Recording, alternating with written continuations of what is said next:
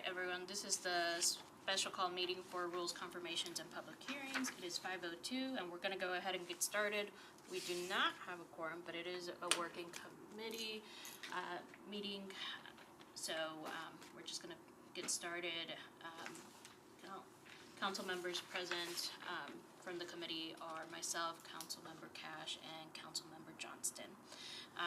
So thank you to Director Darby for putting this together, you and Hannah. Just that we'll go through it from the beginning. Councilmember Bradford is here with some comments. Once we reach the sections where we have comments from specific council members, we'll just go through those. We did have email sent to us by Councilmember Coopin, Bradford, and Councilmember Wiener with several suggestions. As most of y'all already read through, there are some housekeeping suggestions in there. We're just going to skip through that because we're not going to, and we have two more. Well, now we have quorum. So we do have quorum with Councilmember Toombs and Councilmember Gruffo. Thank you, Councilmember Coopin, for joining. Just to reiterate, we'll go through it when we come to a section where there are suggestions from council members on that specific section. We'll go through it at that point. We won't. Yes. Councilmember, I have to leave at 5:45. I had approved. We can take yours first. Okay, my neighborhood. I didn't have any, but my neighborhood association asked me 2 months ago to be the speaker tonight. Okay. And so I tried to see if I could get out of it, and I don't think I can. There's about 50 people coming, and they can't find anybody else. So you're just fired. so you know, I know. Well, we were gonna put it in here to kick you off. Yeah. I know that was in here, but anyhow, Yeah. I just wanted to let you know. Okay. So if I'm bailing out, stop it. Anything you said is what I have to do. Okay. Yeah. No worries. We'll have more than one meeting. Okay, that's what I was going to check on process. Yeah. So I know. We'll have more than one meeting. Okay. Like I said, we're not gonna go through the housekeeping that's capitalizing and changing things here and there. All right, let's start off with number 1, President Pro Tem. Director Darby, do you want to go through the recommendation to have for us to consider having planning and zoning chair serve in? The idea is to not have a deputy pro tem, but rather just have the chair, which is also an elected position, elected by the board, for the planning and zoning chair to step in if the vice mayor and the pro tem if the vice mayor were to be gone. Be unavailable. Mayor, and that's why this rule was changed, I believe, at some point, then the pro tem would become the acting vice mayor and presiding officer, and then we were kind of the last time this happened, we were kind of lacking a person to be pro tem, so the idea was to have a deputy pro tem also in there, but in this case, it would just be someone who has already gone through the election process for the council.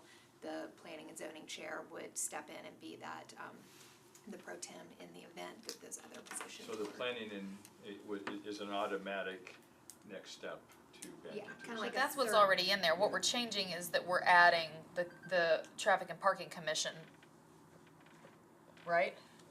She's wanting to take out the election of a deputy pro tem. Deputy pro tem, that's where I was, just the consideration of taking out the Because deputy pro tem. currently, the chair of planning and zoning steps in if the deputy pro tem is not Oh, available. here. Okay, sorry. I was down further. Sorry. Sorry, so, yeah, Yeah, I just get kind of it. taking out that separate Yeah. election process. I think it makes sense. Okay. It avoids another thing to do. Yeah. Is everyone in agreement with that? Sure. Okay. Yep. So we'll go with that, and then the next one, Director Darby. So the substantive parts here are removal of the human services, education, affordable housing as separate committees. There was discussion about this at executive committee where earlier this week, where the executive committee voted in favor of this proposal to remove those as standalone standing committees, and instead the other committee, there's some other committees that would kind of assume those roles. So human services kind of naturally falls under public health and safety. Education would fall under budget and finance, and affordable housing would fall under planning and zoning, as far as the work and the oversight and the types of legislation that come before those committees. I'm totally in favor of this. When we were going through the process, when I was rules chair, to change the setup of because we had like 16 committees or something, it was crazy. We had originally started sort of here, and then it was like, well, that's too much, not enough juice for the squeeze, but I think it was enough juice for the squeeze, which is why we're here. Because we haven't, there's overlap anyway. There's a lot of double referrals, so it's like, what's the point of going to human services and, public safety? It's just like, just do it in one. So I agree with it 100%. I agree. I chaired Human Services and Education, and we had such a minimal, we had to create sort of an agenda in a proactive fashion, but we didn't have enough usually. Yeah, Councilmember Bradford. Just a question, since I had missed the executive committee. What was the rationale behind, like, I would assume Human Services would have fell under government ops. I think I think it was public health, safety, and human services, I think was the idea that where that work would go. Another idea here that is over in the comments is add in, and it's not something that we've drafted yet, but to add in, under budget and finance or any of these, the work areas that they would cover. So, and kind of a description of the committee and what that oversight looks like. So it's very specific in the standing roles. If human services is supposed to fall under government ops and regulations, that's something that would be fleshed out in here. But then education, the primary thing that would go before education committee was charter school leases, and all of that is very, finance and budget related. And That's right. And this doesn't stop any committees from having, those discussions still. And they call a special called meeting, and they bring the school board, whatever needs to happen, that can still happen. Does Human Services, is that where social services and homeless impact fall? Yeah, that was where we did a lot of work. I can see why that would be Yeah. health and safety then, if Yeah, that's the primary. And as was the primary, we spent a lot of time on homeless. And I do think that we need to have that description. We'll get the description at the beginning, right? Everyone does, but for the public to be able to go and find that, I think it just makes sense. I think usually we would kind of list, and we keep an internal document so that we can tell what legislation should be referred to which committee. But, the description under each would kind of be the legislation that applies to certain departments would go to certain committees, and so we could add that in here. But we'll bring that back for the next meeting. That's great. As a proposal. All right, any other comments on that? Yes. I'm still not crazy about losing education. I know it didn't have a lot of legislation, but last term, each year we, there are other ways to do it, I get. But we met with school board members before we got into budget season. I know you I did set it. up, more Last proactive year- meetings. And for 3 years, it went pretty well. Last year, we didn't have that meeting. And I think if we had, maybe we would have avoided that 4%, 6% difference. And I think that discussion would have been a little more on the forefront. That was our priority.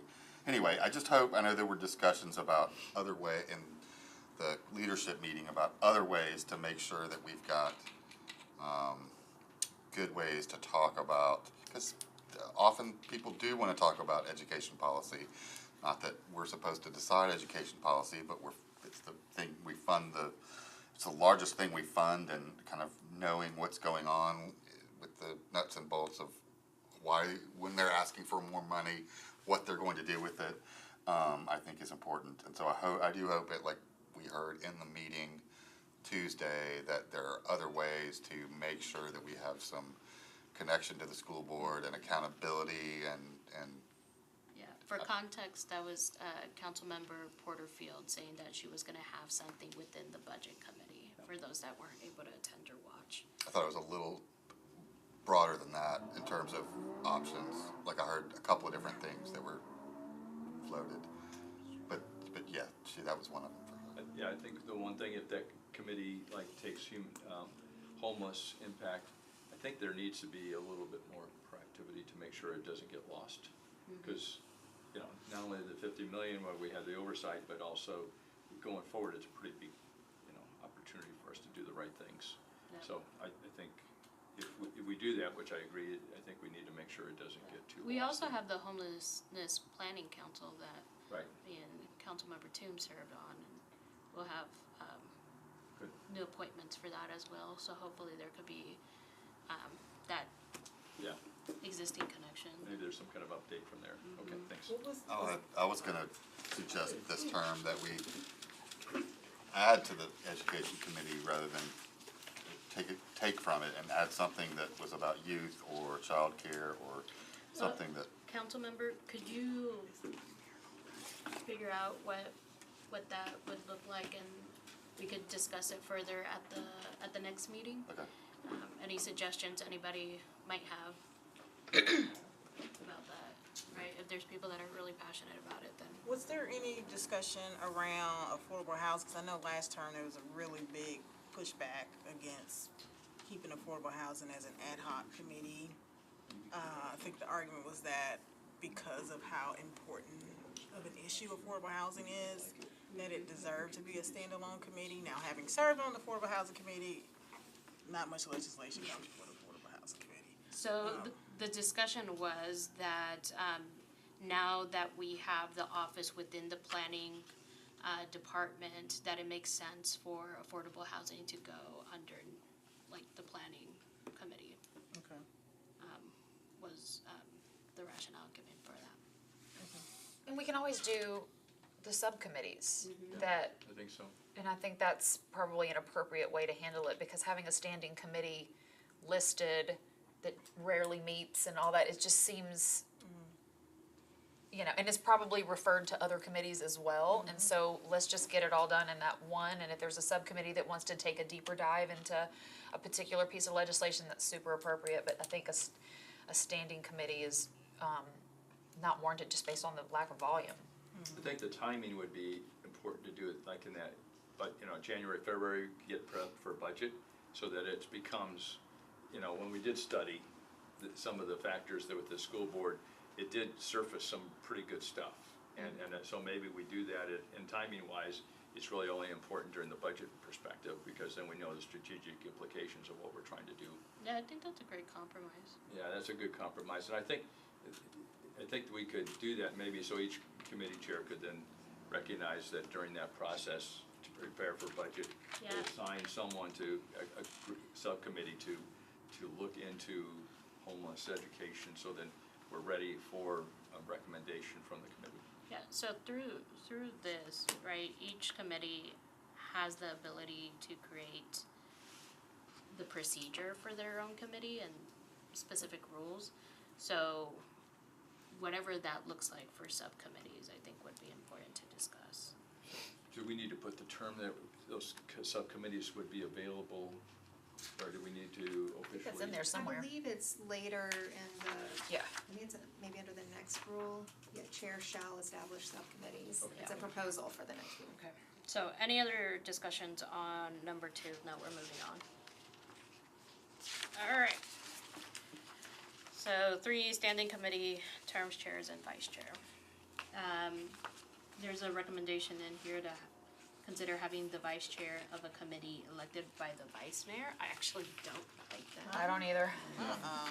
If anything, if we don't leave it the way it is, then elected by the committee makes more sense to me. I like the ability for the chair to pick its own vice chair.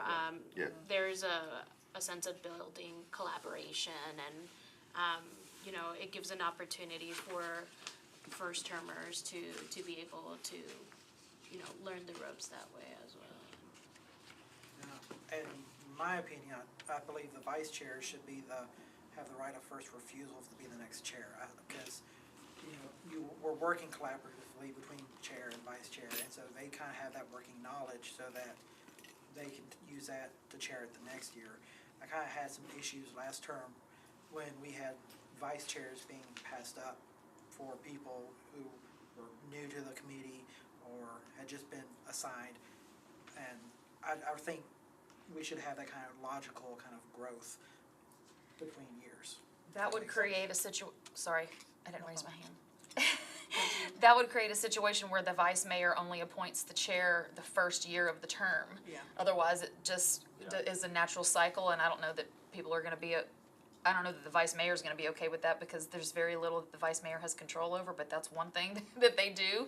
So you might get some pushback from that, whoever's in that office at the time, but, I mean, I get what you're saying, I don't know. Councilmember two. Now that you That raised was your the hand, I same jumped thing. you. Okay. It's the same Alright, thing. so we're all in agreement with the vice chair. Yep. Alright. The second one was my suggestion under that same category, which was, no council member who serves as chair shall simultaneously serve as traffic and parking commission representative. And that's really to give an opportunity for people who aren't chairing to run for a position. We don't do it for other seats. I think that we should go ahead and loop in traffic and parking as well.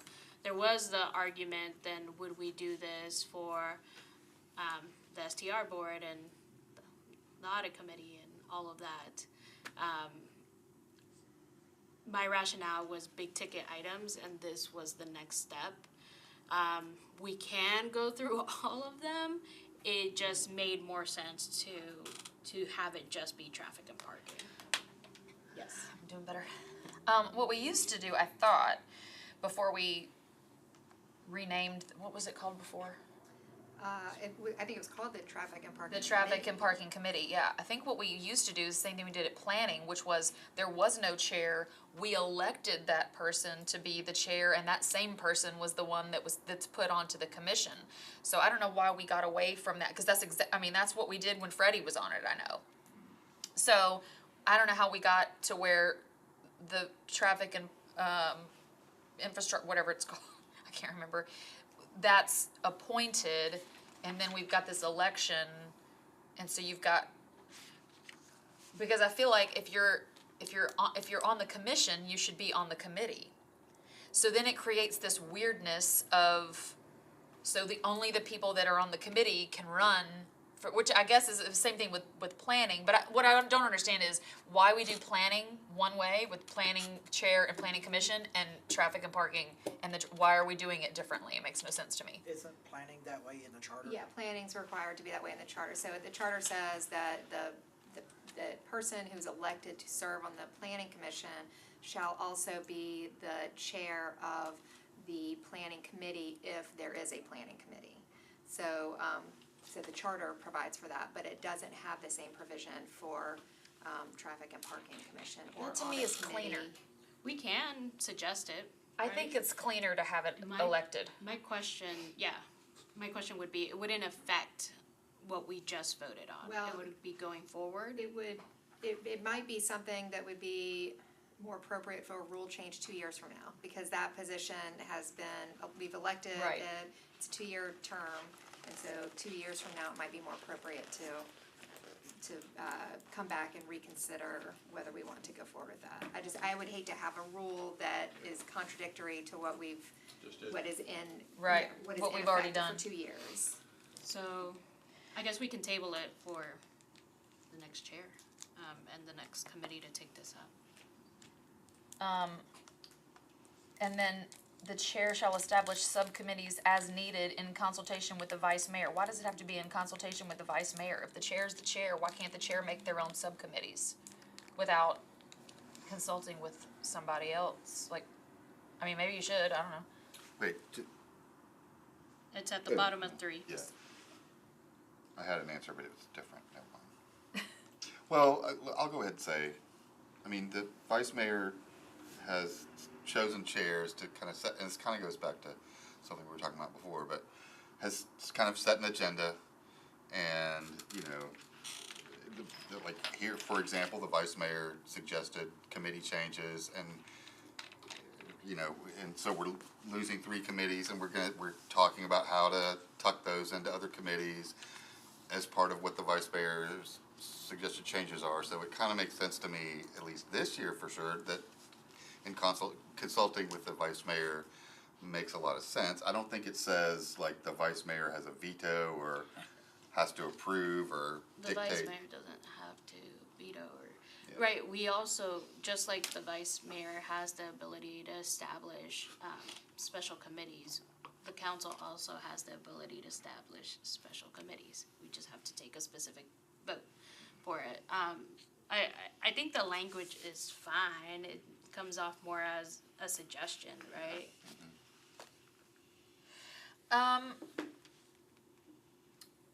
No, not to me. If I'm reading it, it says the chair shall establish subcommittees in consultation with the vice mayor. So if I'm a chair and I don't consult with the vice mayor on a subcommittee, then I don't know that I have by rule, I mean, that's lawyer talk, right? It says in consultation. So if it's not in consultation, that's not a I think subcommittee. what the word that's troubling is the shall. Yeah. If it were changed to may,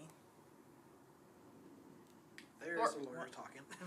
Well, Then you really but that's get- just establishing the then it's- subcommittees. The consultation is still somebody's- there. Yeah, The need for the consultation is still there. Alright, well, we're not gonna push that whole section anyway, since we're waiting 2 years on. Oh, it's all going at the same time? Yeah, Alright. Okay. Cool. Never mind, sorry. oh wait. It's not, I thought the traffic and parking commission was the stuff we were waiting 2 years on. It Yes, is. Isn't but this it's- last sentence, it's the whole it's the whole section. in But it blue. could be taken separately because We can. subcommittees, I mean, to me, I think subcommittees, especially if we're reducing and there's people that wanna have homeless or education or, you know, whatever that is, to be able to establish those subcommittees, I think is important. I just don't think that it's necessary to, I mean, obviously, whatever vice mayor is in that position is gonna be fine to help and consult with that. I just don't know that it needs to be a rule that they have to be in consultation Alright. with the vice mayor. If we leave the last sentence, let's just end it as needed. Yes. Aaron had a no, that satisfies me. Alright. Okay. And are we changing that shall to may? Yes, May. Yep, that's a good one too, lawyer.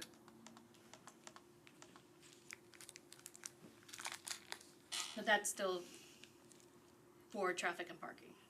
I think No, that's for anything. It's all standing committees. Got it. So, yeah. Okay. Alright, anything else on that section? Great, okay. 4, executive committee. It's housekeeping.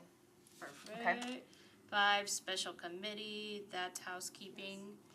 6 is committee meeting and rules, that's housekeeping. 7 is committee referrals, that's housekeeping. 8 is automatic deferrals by committee action. Yes, so the automatic deferral and the reinstatement from deferrals and the reinstatement from indefinite deferrals are addressed in different sections of the rules. And so we're trying to find a way to, 1, consolidate them, and 2, a conversation that I've had is to provide the committees with more time to review legislation that comes before the committee, and the automatic, and I don't like using the phrase automatic, but it's still in here, but the automatic deferral gives the committee that power to have more time to do the work that they need to do. The way it's currently written, that automatic deferral only applies to the first deferral, and only if it's a 1-meeting deferral, not if it's a multi-meeting deferral. But this would allow the committee to basically hold on to some legislation a little bit longer by doing these, by having more deferrals built in. And so, you know, it's at, right now it says 1, the numbers can be whatever, you know, y'all want the numbers to be, but the idea was maybe 4 deferrals were allowed by committee, and for a period of 1, and each deferral would still be for that 1-meeting deferral time, so it doesn't allow you to do 4 automatic deferrals for 6 months each or something like that. It's just that one meeting deferral period. And then it also, and that's the first paragraph. It also, Do we wanna talk about that first? sure. Yeah, he's raised his hand, maybe. If you wanna go ahead. Go ahead, you can go ahead. You are recognized. All right, we worked on this a little bit last term, and like I want to talk about one thing is that like this automatic. We've removed the word automatically there, but this without debate or discussion. Like there was a time or two where I had a bill and it got deferred, but I wanted to say a little something because the reason it got deferred was that we needed to talk about it some more. But then, because it was an automatic deferral, I wasn't able to say I wasn't supposed to say anything about it. So sometimes I'm troubled by the fact that an automatic deferral means we can't say anything about it. And it doesn't need to be long. Sometimes it doesn't need to be long. It just needs to be, hey, like we're deferring this because we don't know, because there are questions and we want feedback from other council members. And so sometimes I think having an opportunity to espouse that might be warranted. Not always. Sometimes it's just quick and it's the committee that needs the answers, but I think, Hold on. I was thinking that maybe the way to get around the without debate or discussion is the committee report that comes in that's saying it was deferred, for one meeting, can that council member or the chair can say it was deferred for one meeting to allow for more discussion or more debate or, something like that, as opposed to then, because once you allow the debate or discussion on the floor, then you get into the merits of whether it should still be deferred and whatnot, and we're trying to keep the deferral under the purview of the committee rather than the floor. All right, Councilmember Johnston. so I think, first of all, when you have an automatic deferral, because it's a one meeting deferral and I think it's understood that it's like, well, we need more information or there's something, whatever, but also watch the committee meeting. Like, nobody watches other committee meetings to know, which is why we have these redundant conversations on the floor. And so at that point, it makes the committee conversations pointless. So we may as well just not have committees and just do everything on the floor and stay here until 5 o'clock in the morning every meeting, That's the role of the committee, is to, when you say, a one meeting deferral, it's clearly because you need more information or whatever. I think it's understood. I mean, I get what you're saying. It can be frustrating sometimes, but at the same time, it's like, go ask the committee chair what happened. I mean, I think it's, I don't know.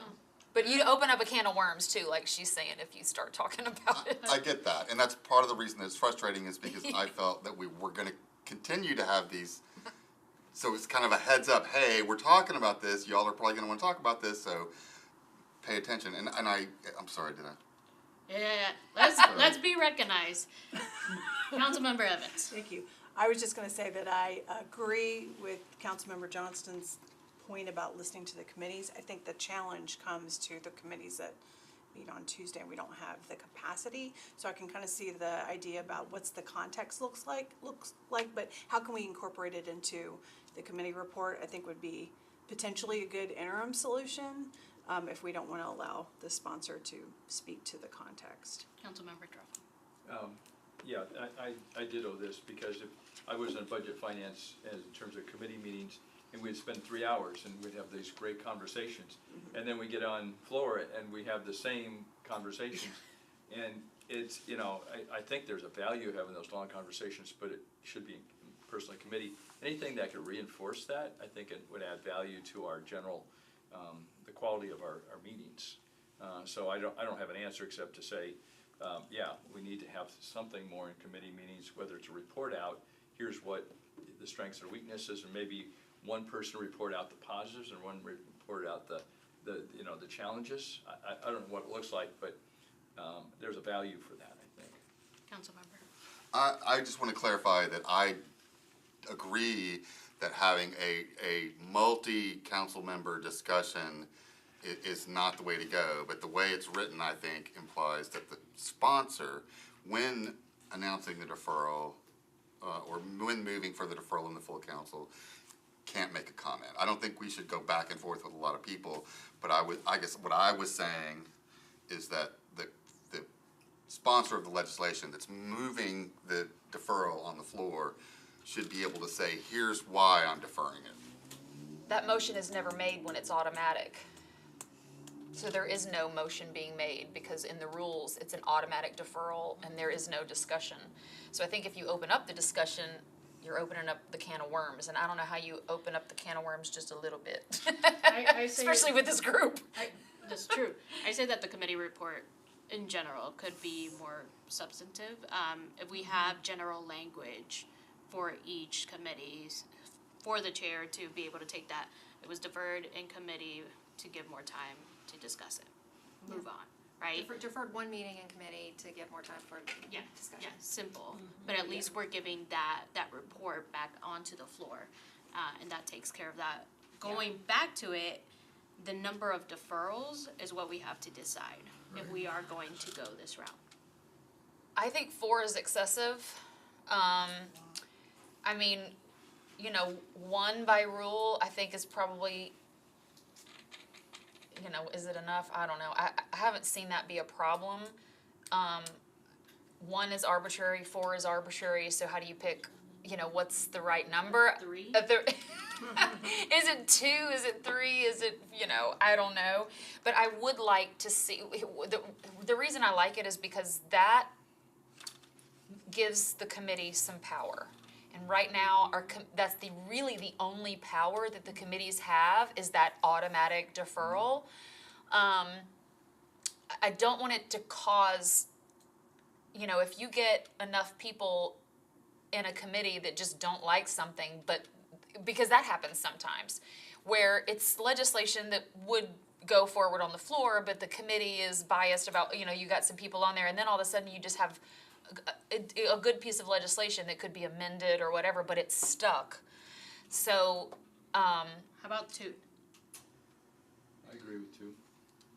2's fine. 2's fine with me. I mean, I'm not even saying that. 4 does sound excessive. I was gonna say 3, but whatever. Cut the baby in half, or some saying like that, right? Right? Actually, you're supposed to not cut the baby in half. I don't know these things. I will tell you the fable when we learned leave. English. Well, we It's can't go a- 2.5, so Yeah. 2 is good. All right. Okay. We'll leave it at 2. All right. Second paragraph, Director. Where did we go? Where are we? Let We're me still look on at that 8. real quick. Oh yeah. So the second paragraph is related to the committee's indefinite deferral over the objection of the sponsor. And it has this, the kind of the showdown language down in the bottom, which is if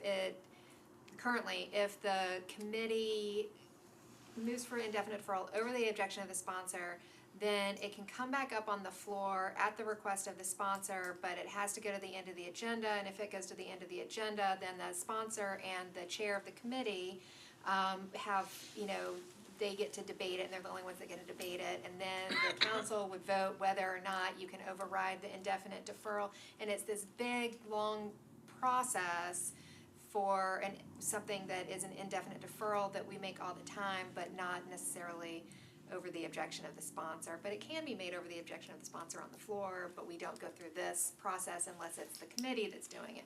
So the proposal here is to get rid of that process and if the committee has decides to do an indefinite deferral over the objection of the sponsor, it would go through the same process for reinstatement on the agenda as any other indefinite deferral.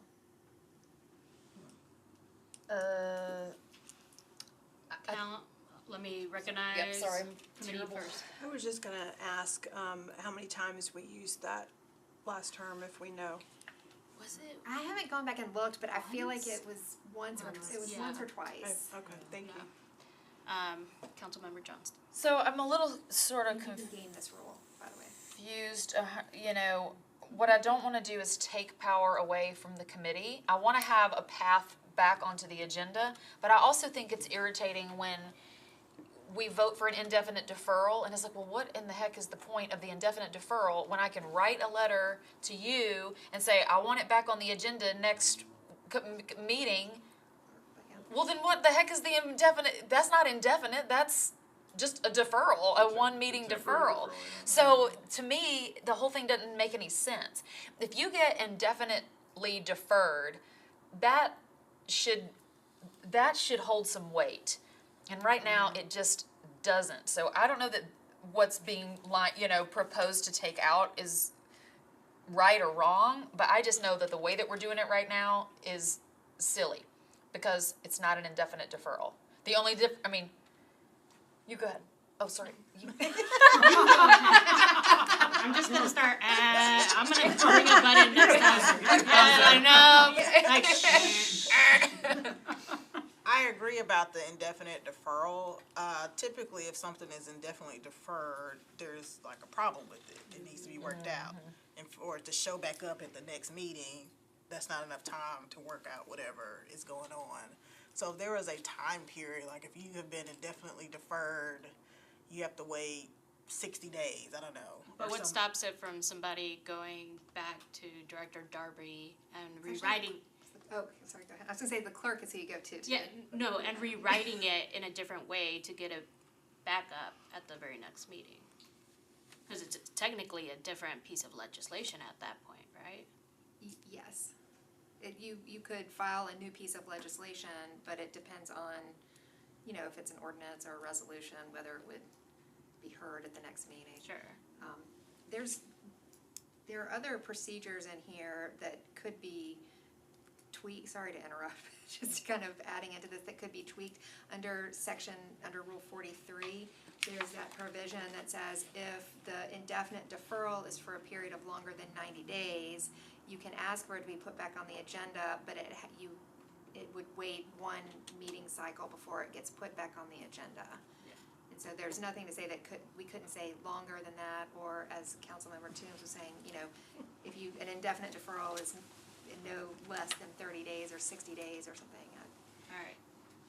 We'll get to 43, but let me recognize. So, more or less a question, with this change in the rule, I feel like it's setting up a never-ending loop. Say that a committee does an indefinite deferral over the objection of the sponsor.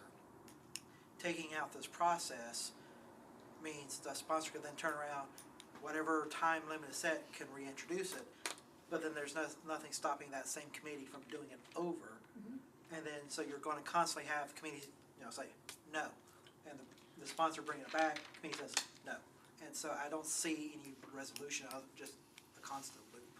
Well, the indefinite deferral, and again, Rule 43 addresses indefinite deferrals. The indefinite deferral that is put back on the agenda and then deferred again is withdrawn.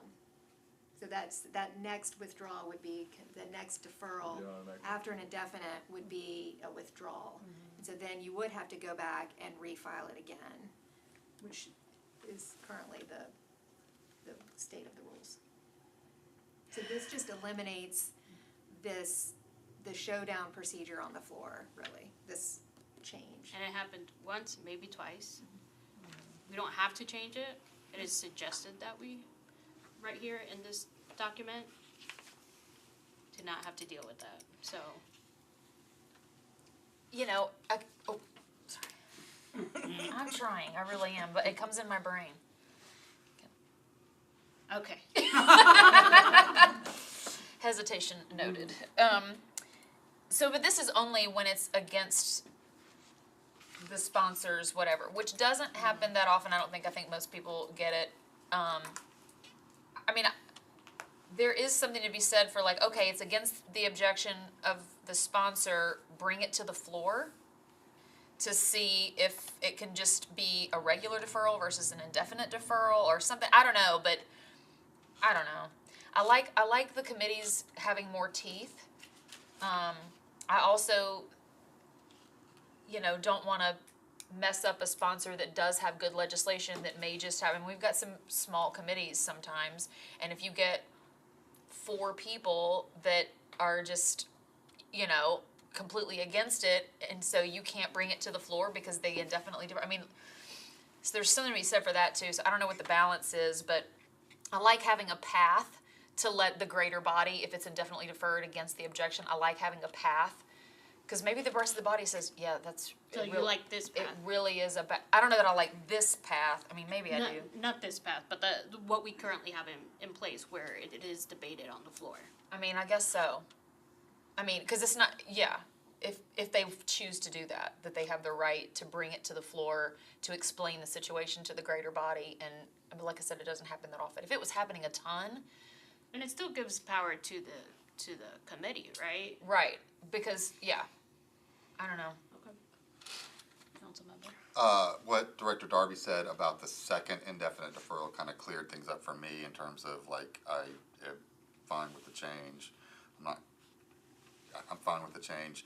And you know, if we get into this cycle of it just keeps coming back for whatever reason, then the full body can just, somebody can move to table it, and there's two people talk and we vote on tabling it, and so there are other ways to, not that we put that in the rules necessarily, but there are other ways to deal with it if it's some vicious cycle that keeps going. Yes. And one of the reasons why it may not be used as much is because it's over the objection of the sponsor. So if you're in a committee meeting and you see the way things are going, the sponsor may just say, no, I'm fine with the indefinite deferral, knowing that they can bring it back at the next meeting. So, you know, I don't know. But see, I don't like bringing it back in the next meeting. I think if that's you know what I mean? Then you'd have zero teeth. Sorry, I still didn't. Councilmember Toombs. Yeah, I don't think it should come back at the very next meeting. Me neither. There should be some waiting period. Okay. Could we set a minimum waiting period to your point? I think that if we're going to do that, then it can't just, be arbitrary. Yeah, I think, Waiting period for it coming back, right? Okay. Council member. I like 60 days. That's good. I mean, that gives you enough time. I mean, if something's indefinitely deferred, it obviously needs some work. That gives the committee some time, I mean, it's some power. It gives the sponsors some time. You know, I think 60 days is good. yeah. Thoughts? Good. All right, 60 days. Chair, I gotta run, like I said, thank you. Okay. So Well, it was nice having you on council for 2 meetings. Yeah. You know, you never know what's gonna happen. Council member. So are we changing, so it says deferred for more than 2 times for a period of time longer than, instead of 1 meeting, it's 4 meeting, or 60 days? Is that where it is? No, Goes in that next section. it's the next paragraph. What I would like to recommend is that the sentence that says any ordinance or resolution indefinitely deferred pursuant to this paragraph shall be reinstated subject to the requirements of Rule 43, and then put the 60-day wait period into Rule 43 that we might want to discuss for other indefinite deferrals too, so. All right. Okay. Let's go to 43 since it ties in real quick, and then we'll come back and finish at 9. Before we lose the train of thought. All right, Director Darby. Okay, Rule 43, deferrals, excessive deferrals, and indefinite deferrals. So, the first paragraph here changes the automatically and says without debate or discussion. But it also has that 5th deferral. So currently, right now, we, any matter that's deferred more than 3 times gets an indefinite deferral. And so trying to make this coincide with those, with the 4 deferral proposal, we were saying on the 5th deferral, it would be an indefinite, but I think now maybe we just leave it at 3rd still. Yep. Okay. Let's see, in order to definitely deferred, removed from the agenda. A lot of this is housekeeping as well. Let's see, it may be reinstated, a written request of the sponsor, the request is made to the clerk, and it goes back on the following agenda. So, is this where you would want Yes, any indefinite deferral to be 60 days? 60 days. Minimum, okay.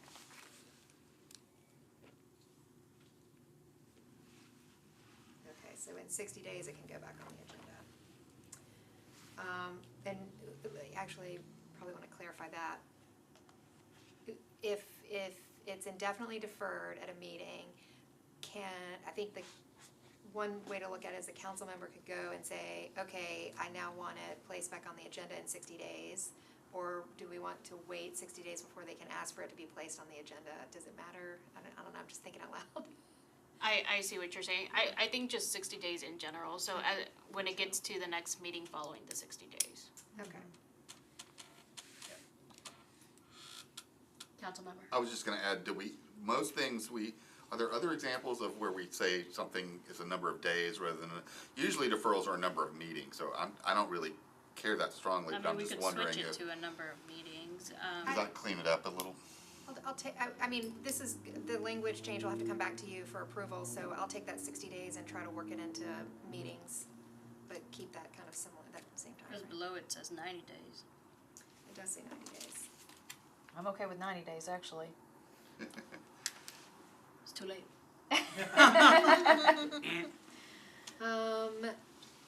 Let's see, the deletion was because we're getting rid of some of the other stuff under the disapproved, so this will just apply to everything.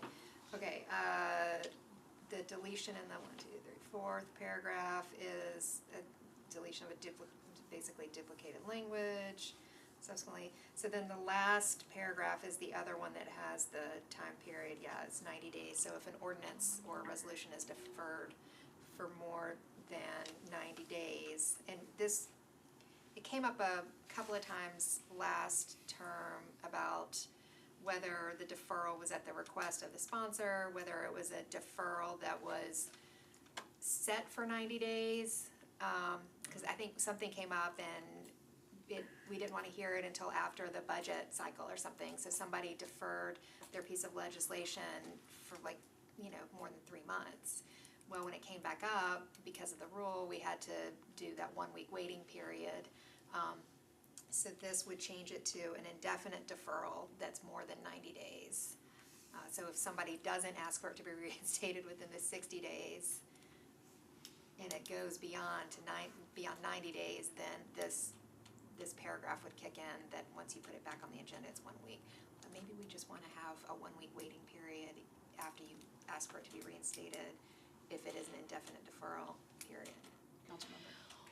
So I like the automatic deferral after it goes back onto the agenda because so many people have ADD and they'll forget if it's indefinitely deferred and it doesn't come back for 3 months or 4 months or something, and it goes out of your brain, and then all of a sudden, if you don't have an automatic deferral, you see it on the agenda and you're like, oh God, wait a minute, well, now what happened with this and and was it referred?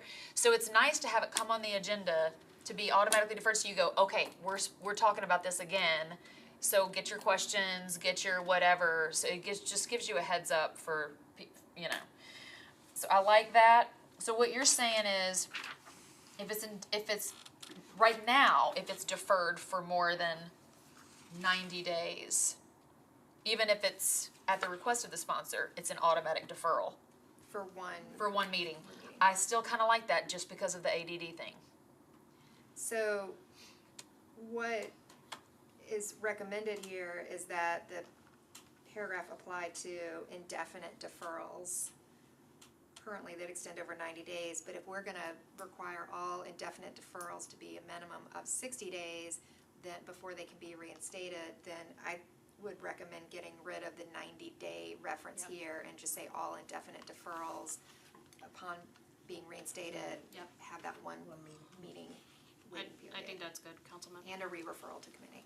Or it's all deferrals, indefinite or not, of that time period, because people will forget about whatever that is. So it's just a way to say, to me, I don't see it as punishment. To me, I see it as, okay, I've got the agenda now. It's like, oh yeah, I need to get my brain right and be ready to talk about this in 2 weeks or whatever. So I sort of like anything that's deferred, whether it's indefinite, not indefinite, whatever, request of the sponsor or not, if it's more than 60 days or, whatever, that it's an automatic deferral after it goes onto the agenda to give people a heads up that hey, we're back at this. Any thoughts? I don't really feel that strongly about any of the specific, whether it's 60 or 90, but this is one of those paragraphs or sentences that goes on that I think really needs some, like if we change something in this, let's also look at this. I think it's poorly written and it could be a lot clearer. Maybe breaking it up into a couple of sentences or something, and I'll look at that too. Okay. Well, let's see it drafted with the automatic one meeting deferral for all of it. Okay, going back to 9. 9 is housekeeping, 10 is housekeeping, 11 is kind of housekeeping, right? It's for the general language of how we're doing stuff electronically. Yeah. And that's kind of a comment that we're trying to address throughout the rules. It's more of a housekeeping rule, but now that we do pretty much everything electronically, put that in here and reference that. Okay, number 12. It's honorarium resolutions, requirements, and presentations. I guess we'll start with the top is housekeeping. So this is specifically regarding the Murphy rule. It hasn't been in the rules before, we've just been doing it. I think it's important to go ahead and add it in there. I did make the suggestion of giving it a new name, to spite Kathleen a little bit. She texted me last night. But also, I think it's a good moment to kind of honor someone who we have used this for. And my suggestion was Avi Porter. Poster, yes, poster. Having it be the Avi rule. But I'll let you guys debate that. Well, I would just say pursuant to Rule 12, I would like for all, if you're gonna make that motion, and that way you take away all the, whatever, it's not a person that we're referring to, but at the same time, so people don't talk about this, and I'm just gonna say it. I think it puts some people in situations where they wouldn't necessarily want to be listed as a sponsor, but they don't really want to be the jerk that raises their hand to say, I don't want whatever. So, Because it has been without objections. right, but the point is, who's gonna make the objection? Like, nobody, like, it puts people in a situation where it's like, oh, okay, Jacob's gonna be the jerk, and, you know what I mean? You know, I mean, I don't like making people feel uncomfortable, and I don't, contrary to popular belief, and I don't like putting people in situations where they don't want to necessarily do something, but they're sort of forced to because they don't want to. Well, I'm gonna say if Single we're either yourself gonna out. do it or we're not gonna do it. Yeah. Is where I'm landing on it, right? They didn't used to do this before us. This is more new to this previous term. And so if we're not gonna do it, then that means everyone has to go and request to be a sponsor and email the clerk, and it's not like you going up to the window and signing anymore. Like, you have to go through that process. If we're going to do it, what I said to someone is we've become creatures of habit, and if we take this away, are people gonna be really mad? Potentially, but we have to decide. It's either all in or all out for me. Hold on, let me get Councilmember Bradford. Just a quick kind of response to that, if you don't wanna be listed as a sponsor and voting in the affirmative, just step out of the room. You step out of the room, then you're not being listed as an affirmative vote, therefore you're not being listed as a sponsor. Councilmember Cash. If we do this and then a member that doesn't want to speak up in front of everybody and say they don't want to be on there, then, I mean, is it possible that they could then email the clerk and say, hey, I object to being listed as a sponsor on this? Or does how we pass it negate that possibility? I mean, I think that's better than walking out of the room, is just emailing the clerk and saying, hey, please take my name off of this. Director Darby. I think that's the way it's probably happened in the past, is that people go up afterwards and say something to the clerk about wanting to not be listed as a sponsor. Councilmember. I would just say, if you have a resolution that you think that you're gonna make that motion, because it's important to you, we all get emails. And so Director Darby can send the email, and that way we avoid all of this stuff. It's like, well, you can just leave the room. Well, that's the same as raising your hand. Everybody sees you get up and walk out, you're still singling yourself out. Could you put it on just resolutions that are honoring honoring the life of someone that typically people don't object to, although we did have one last term that was pretty nasty. You know, I don't know. To me, I think the easier thing to do is just go through our process of, I would like to give But everyone everyone's the already opportunity. doing it. I know, and so it's like, well, you can't do that. Well, that's what I'm saying. We're either doing it or we're not doing Right. it, and we have to make that clear to the body. Like, we do have what is in place, right, where we email the clerk and they take you off, ultimately. It does get, I mean, we all know how many emails we get, and sometimes we miss the deadline of when we're supposed to sign on as a sponsor.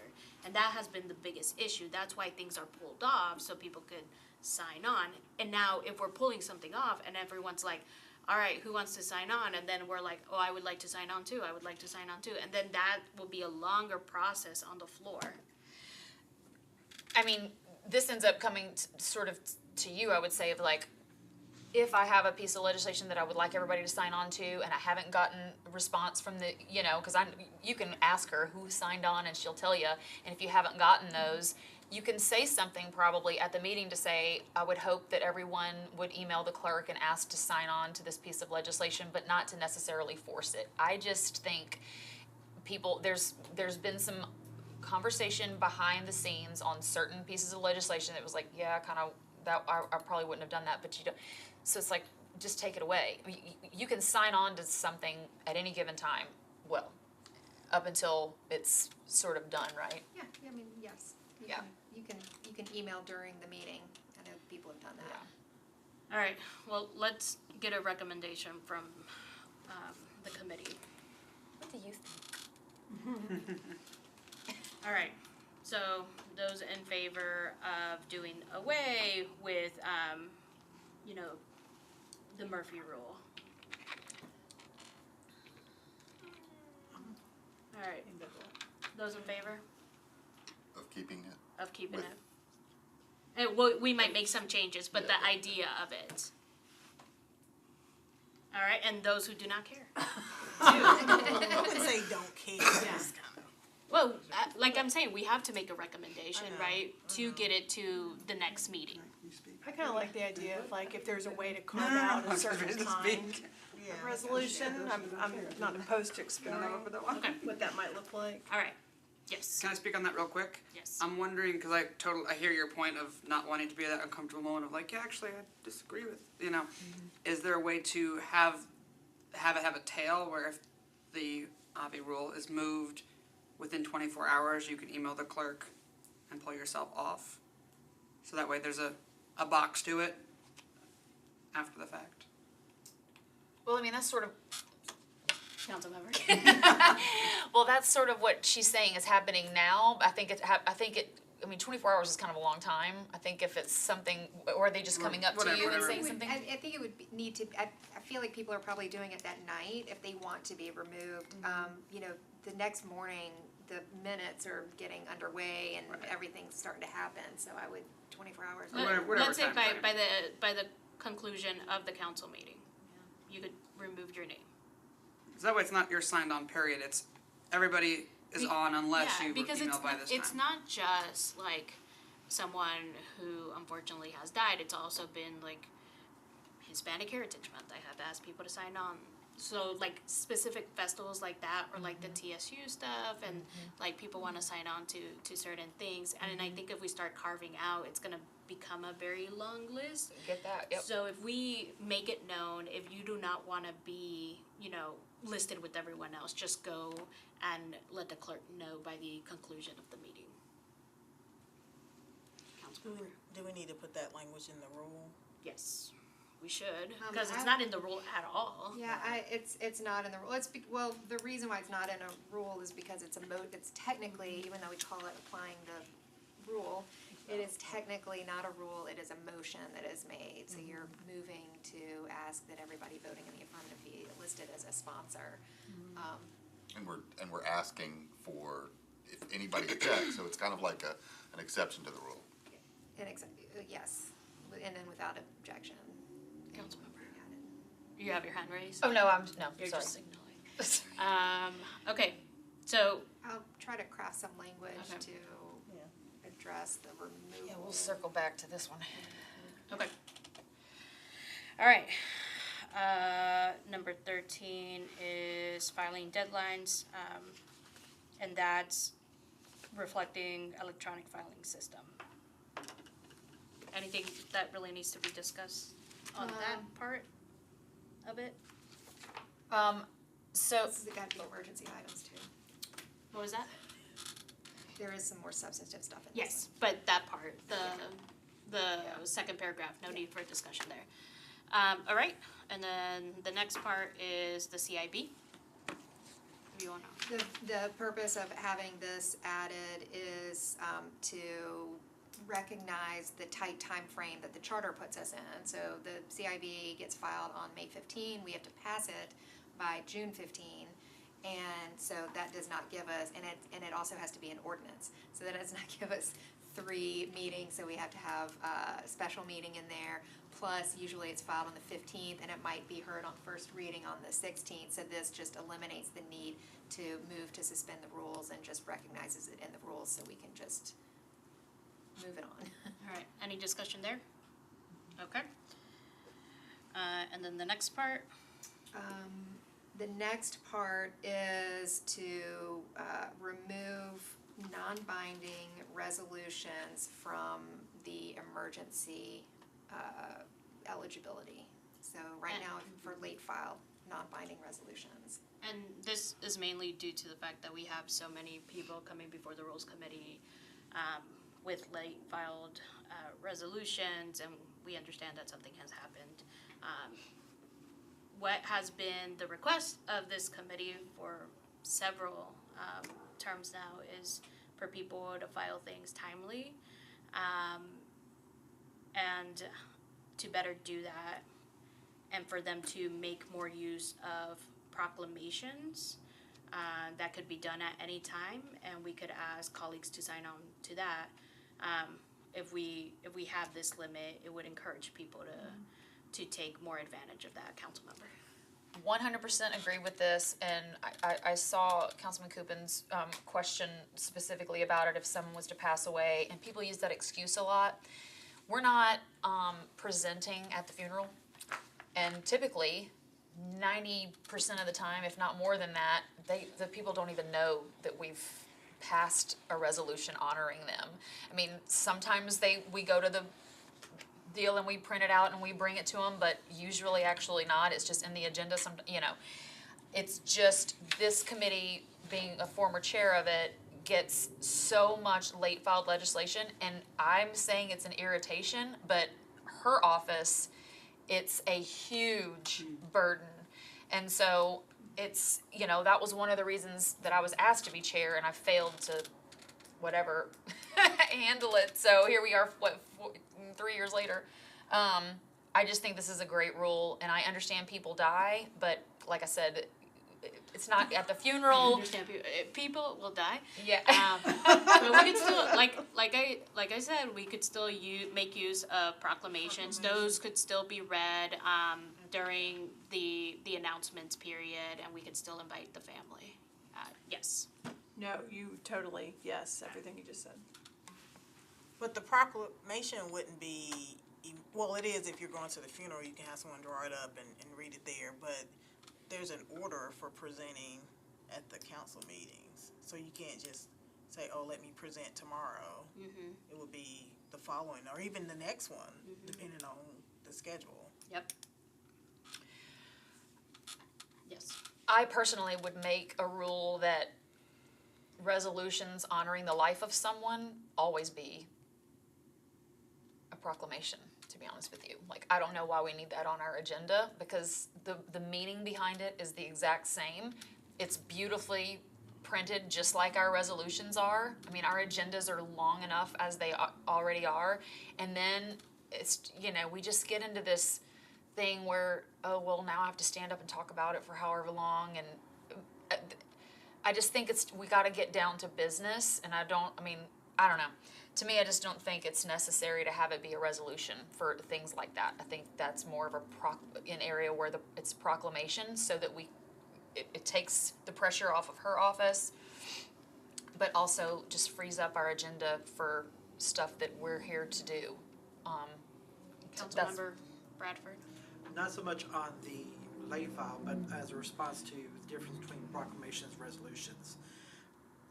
I won't speak for the body, but for me, because a proclamation is not voted on by the body, I don't feel that it's as,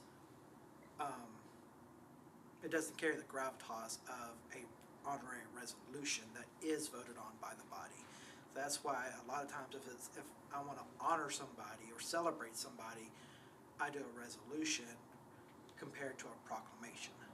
Councilmember Evans? I was just kind of thinking about that, because I like the idea of, could we require it be a proclamation with the exception, since we're already limiting like how many, non-binding resolutions you can file per meeting, how many resolutions you can present, that kind of thing. Is there the capacity to kind of be a little bit more targeted, kind of related to the resolution side to meet both objectives? Councilmember Cash?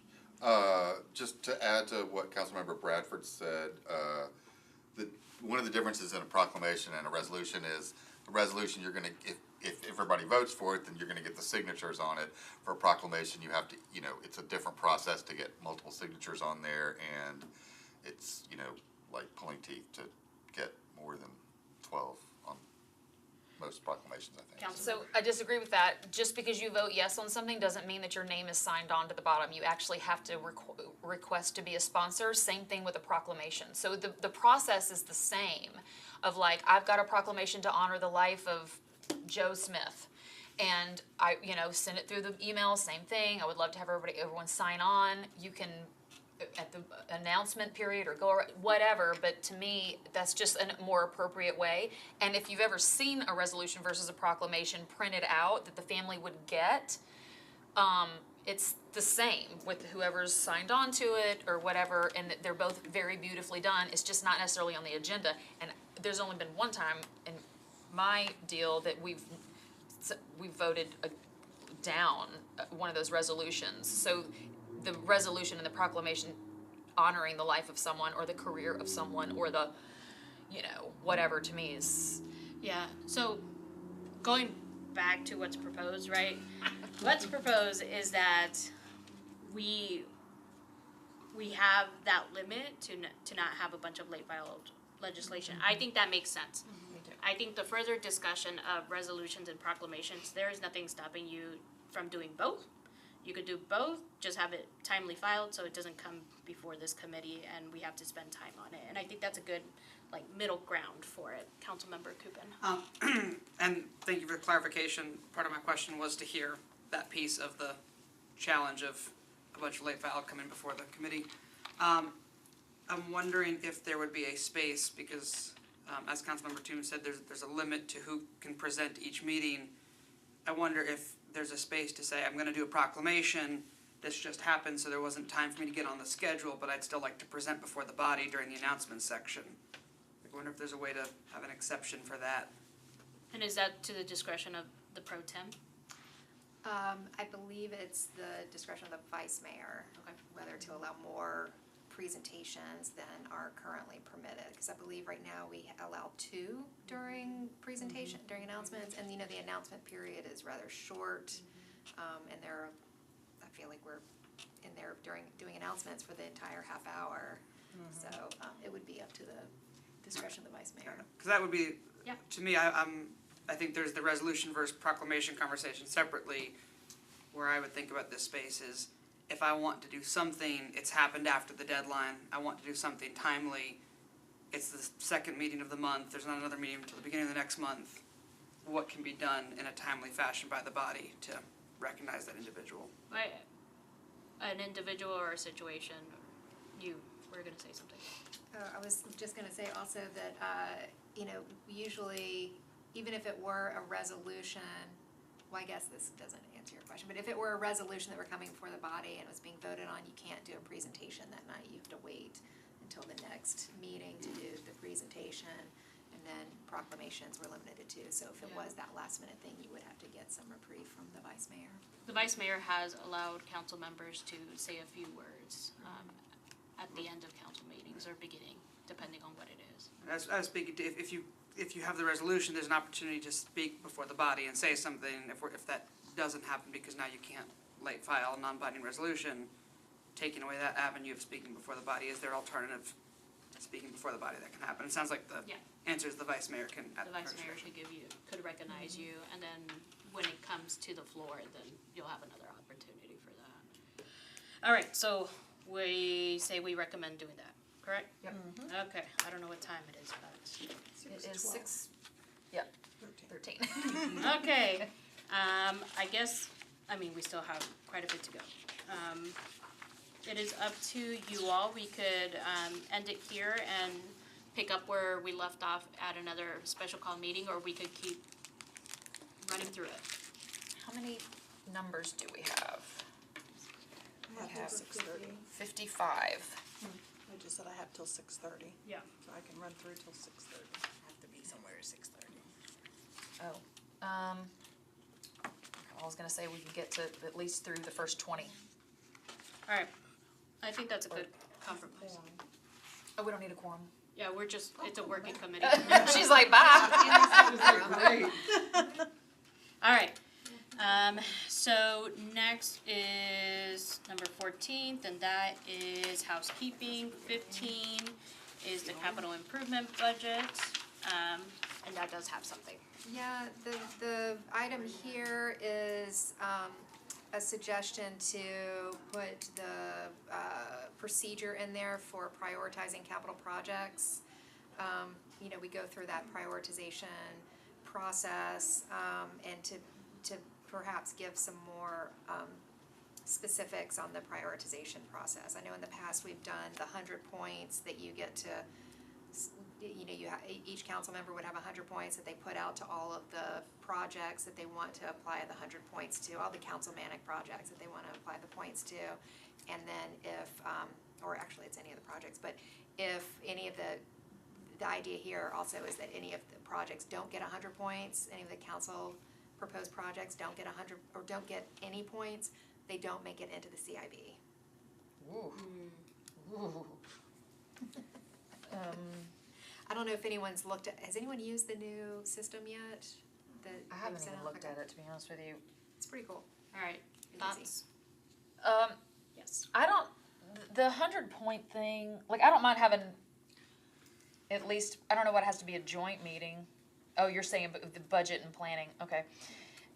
I don't have a problem with that, so I guess that's the rule meeting, but I guess what we're talking about is adding in the 100-point thing into the rules. It's just it's one of the methods that's been used in the past, and I've heard, because I didn't witness it, but I heard it was a successful method, and so, and a good way to do the prioritization. Councilmember. And so in the past, I remember the 100 points, but I don't know that I remember hearing, and I could have missed it, that if we didn't assign points to something, that, are we saying that will be erased from the CIB, and when we get our spreadsheet the next year, that thing won't be included there? Like, I have a problem with that. Yeah, Like, I and get, so, and the projects can come back just like this year, you have the ability to put a new project in. Mhm. And so if, for instance, if we had used the 100 points last year and you had project A and it didn't make it into the CIB last year, then there's nothing that would prevent you from submitting it again this year. Councilmember. So I don't mind the 100-point thing, because we need to prioritize through our district, totally get that. But there's also things that are on there that I don't know. I just think especially in districts that have a ton of infrastructure need type things, you're gonna end up deleting things off that it's like, well, it's still important. I get it that this is a little bit more important, so it may not get a point, but I don't know. I don't like the deleting part. I know we have to figure out a way to prioritize. In my mind, it's like, I don't understand why we need this 100-point thing. It's like, why can't we just assign, if you've got 15 projects, go 1, 2, 3, 4, 5, 6. I mean, hello. That to me, instead of going, okay, I think like the at-large council members have been giving points, and other council members award points to different districts. Well, I don't like that either. Because what if hold on, because what if there's the at-large council members that don't really know my district and don't understand how important it is? That shouldn't take, I know my district, you know your district. Like, I don't, an at-large council member, in my opinion, shouldn't have any vote on a district thing. It should just be the countywide stuff, because that's what they do and that's what they're supposed to do. The district council member is who should be in control of the prioritization of the projects in their district. I don't need somebody. Well, to give you an example, there's been a project to get a first start, like, school, right, put into Southeast, but none of the Southeast council members have, I offered, but I don't have land, to put it in their district. They don't want it, and so the at-large council member has prioritized that. So there's like big picture items as well, council member. Yeah, that's what I was gonna say, just the, kind of the areas where they get to influence, like the countywide things that touch all of us. Like, I think that happened with the, new Juvenile Empowerment Center, that was something where at-larges kind of came together and maybe allocated some points. And I kind of lost track once we started talking about, at-larges. But I guess I understand the point thing too. I also agree with Tom, or Councilmember Cash, about if it gets deleted, I don't like that idea, because for continuity's sake, to be able to, you know, like when we started our term last time, to be able to see what Councilmember Glover had, and then for my, you know, future successor, to be able to see the things that I have, so that way it kind of carries on. And so as long as it's not deleted from the record. And Councilmember Cash. Yeah, that's what, I'm still unclear on this, because is it that, maybe I'm misunderstanding, is it that if we don't give it a priority on the CIB, it doesn't get included on the CSP later on? The purpose of the prioritization list is to be able to provide that to the mayor's office when they're coming up with their capital spending plan, yeah. And so when they then submit that resolution for the capital spending plan back to the council, it will, they are required to say which items, of the included items, where they fell on that priority list. You know, so they include that information in there. And I want to agree with, They're not limited to the priority list. I gotcha, I think. And I kind of agree that there are some situations where there might be something like like a child care center for a, you know, like the sheriff's office or something. And that might sit in somebody's district, but it's serving the department and could impact the whole county in a lot of ways. So I think there are ways that there are things in a district that an at-large would be, that it makes sense that an at-large could prioritize. Councilmember Bradford. Two things. One, I'm kind of in agreement with most people. I don't like the idea of stuff being deleted, because, you know, you get 100 points, and if you got some major things you want to get prioritized, like for my example, the last 4 years that we've done this, I've given my library proposal 50 points.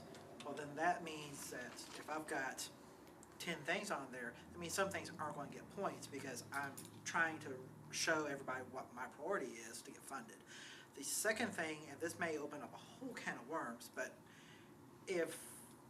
what if we looked at, you know, council members get, you know, 100 points for things in their district, then maybe council members maybe get 10 or 20 or 25 additional points that they could put towards county-wide issues, or to maybe say, hey, you know, if we're in neighboring districts or whatnot, say, hey, I know this is a priority for you, and you may not have enough points, so I'll give you 10 of my points to go towards your project, or vice versa. Or like, hey, I could use some help kind of getting this, you know, talking to a neighboring council member, like, this library benefits your district as much as mine, so could you give me, you know, your bonus points? I'll say this before I go to you. In speaking to the previous person who was in charge of having to look at all of our points for the mayor's office, he said the points mean nothing. We take a look at what the departments are saying. We take into consideration some of your arguments, but at the end of the day, it is the mayor's office that is deciding. So we should have a system, yes, but the points mean nothing. Yes. So that being said, which is 100% true, at that point, instead of making it complicated where you're allocating points and all this goofy stuff, I think if you're a district council member, you're perfectly capable of listing in order, 1, 2, 3, down to whatever it is, your priorities. And I think if you want to do a point system, that should be given to the at-larges for things like libraries or the juvenile justice, those more countywide, the zoo, like we had for the parking garage or whatever, you know, to say this is a if I'm Councilmember Suara, you know, like this is a priority that I'm hearing from, you know, my constituency, that this is important, and you know, we need a library or whatever, you know, that I get. But to her point, and she's 100% right, like they don't care, like it's the mayor's making these decisions with department heads. So to me, I would just rather not have to deal with, okay, I'm gonna give 4 points here, well wait a minute, does this even add up to 100 anymore? Like, good God, just make a list.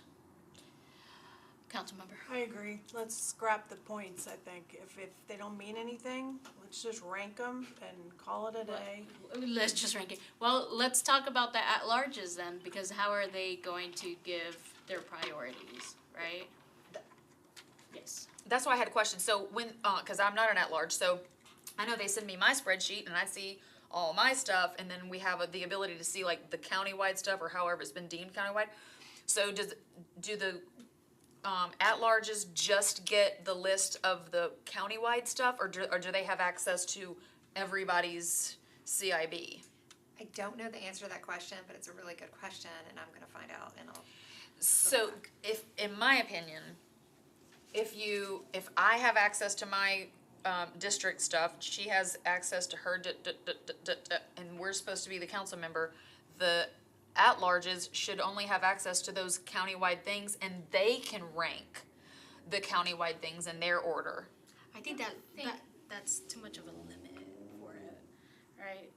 I mean, I'll say this. I don't know how you guys have been working your CIB. I've gone to several colleagues during the meetings and be like, can I have some of your points? Can you give me more points for this, that, and the other? And been strategic about it. That's how I got the park, right? It's like No, it's not, because they don't even look, remember? no, that's true. That is true, right? But I had a conversation with the administration at the same time. That's what got it. Yes, but when I have a bunch of colleagues saying this is important, and then I go to the administration and say this is important, then they have like, I guess it is important. They don't take into account like the specific number of it. Maybe, or you have council members that don't really care so much about the 100-point system, and they're like, sure, take some points. I mean, you know, and like, let's not kid ourselves, we definitely have that. So I don't know who you took points from, I don't care, but. At large. Okay, well, so at large, so that's. And district, who was finishing up district. Well, so that to me is totally appropriate for the at-larges to say, okay, the park in her district, I'm gonna, you know, because a park to me is a county-wide or regional-ish type thing, because it's not just District 30 that gets to go to the park. I mean, my district's close, Nash is close, we would all go to the park probably. So that is a perfect example of how the at-larges can influence stuff, but. Councilmember. I like the ranking for district council members and not the points. I don't want to say what we should do for at-large members without talking to them, so can we like kind of decide on the district part, or that we're. I think we suggest ranking, and if there are suggestions from the at-large or from the administration, I think we should reach out to the administration to figure out what they would like to see. What are they even gonna look at? Yes, tell us what you are looking at. That way we could figure out the best system for that. All right, I know you have to leave at 6:30. All right, settlement of claims. 16 is housekeeping. 17 is housekeeping. 18 is housekeeping, and the last one that we're doing today, 20 is housekeeping. Woo! So that takes care of that. We do need to schedule a second meeting. You wanna go ahead and do that now? Yep. So I say, yes, council member. Just in case I'm not able to make any other meetings, I'd like to just kind of briefly explain my rule change, if that's fine. Where's your, oh. Go for it. Go for it. So, as we've been on this last term, we sit there through the public hearings and the public will sit there and, we have bills on bills on bills that will get deferred. And so, I had a conversation with Vice Mayor Henderson about, yes, this kind of benefits us too by keeping a short meeting, but also think of the public who may be there to talk on the very last bill on public hearing. And they are sat there for 3 hours during a public hearing, only for that bill to be deferred. So what can we put in there that, most times we kind of know going into the meeting, if a bill's being deferred because of a planning department issue or whatnot, just create a consent calendar of bills that we know are going to be deferred. That way, to the public, especially who are there waiting for a bill, they're not waiting there for hours only for that bill to be deferred. That we can go ahead and get out of the way and just focus on what can be passed. Councilmember. So to expand on that, this is Rule 29 for anybody that's following along. I agree with that. I also wanted to add something in there where it's like, I think it's silly sometimes to go through each one, and it's like, Bueller, and it takes so much time. When, if you're having to sign up, because you're there for the zoning anyway, right? So we know who's there to speak on what. And so if nobody signed up to do that, take them all, if it's just gonna be, move along and have a consent agenda instead of having to go through every single one of them. So deferrals can be on one, and no objection, nobody's here to speak, consent that on, and then we just focus on the times on the bills that we have, if that makes sense. You mean if no one signs up ahead of time to speak, to put that on? If no one's there, Okay. because don't we have somebody there that's, maybe we should. Public hearings for zoning matters, we don't have anyone signing up. It is just, we open the public hearing, we ask if anyone's here. If no one's here, we close the public hearing. If people are here, then they line up to speak. And those go by pretty quickly. And I would need to, I hear what you're saying. I would need to do a little research to determine what we're required to do to meet the public hearing standard, because we're required to have public hearings for zoning matters. So we have to give people the opportunity to be heard. What that opportunity looks like, I'll have to look at it to see if we can do it. Quickly. Sorry, I know Rosie would probably shoot me, but it's not unheard of to have somebody standing there when somebody's there's only one way for folks to come in, if they're there to, and it's like, what are you here to speak on? And then you know that they're there. But if it's going fast, right, then Well, what's the point? Because it's like, open up the public hearing. Anyone here? No? Move to close the public hearing, and then we move on.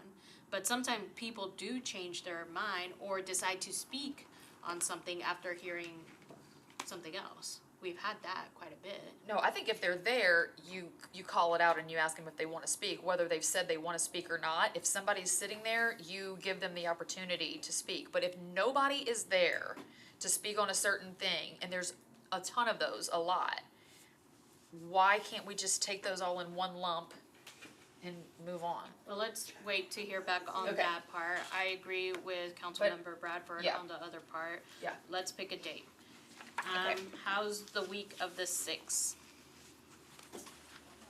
The 8th is not good for me either. Evans says good. We have meeting, What were you I saying? have something the 8th. Okay. What did you say, the week of the 6th? Sorry, the week of the, well, what day is that? The 30th, Next week. Next week, yes. Oh, next week. We're on Thursday today. There's. We would need to do it a little bit later in the week, so we can So it has to do- be the We 6th. can do notice and an agenda.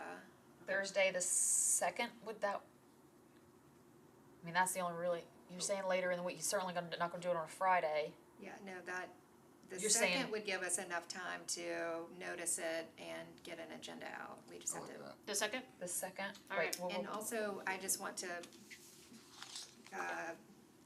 I'll need to check to see if there's other things going on around here, but we'll wanna make sure that we are not conflicting with some Yeah. other big meeting or something, so. so Let's say the 2nd unless we hear otherwise. Done. Okay. All right. Well, At 5 o'clock again? yes, Okay. unless people had an issue with 5 o'clock, which I don't think we did. All right. So that concludes our special call rules committee meeting.